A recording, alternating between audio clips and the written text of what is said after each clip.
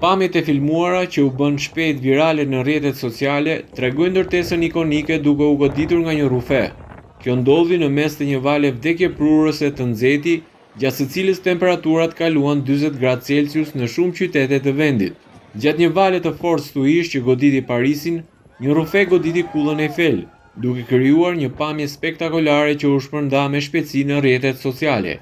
Pamja e shkarkimit elektrik mbi një nga monumentet më të njohura në botë bën virale brenda pak orësh dhe ngjallën shqetësim te përdoruesit online, disa prej të cilëve ngritën pyetje nëse struktura ishte dëmtuar.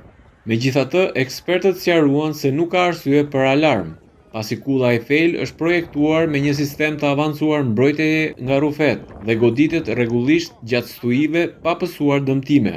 Sipas të dhënave teknike, kulla Eiffel goditet mesatarisht 5 deri në 10 herë në vit nga rufet, për shkak të lartësisë dhe strukturës së saj metalike që e bën një objekt natyror tërheqës për shkarkimet elektrike.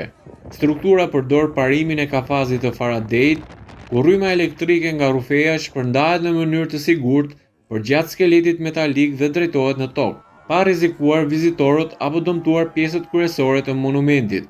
Përveç kësaj, sistemet moderne mbrojnë ashensorët, ndriçimin dhe pajisjet elektronike nga dëmtimet e mundshme të shkaktuara nga rritja e tensionit.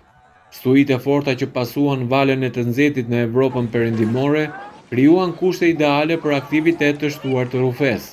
Kombinimi i motit ekstrem dhe goditjes së një simboli botëror si kulla Eiffel e bëri videon veçanërisht të shpërndahet në rrjet.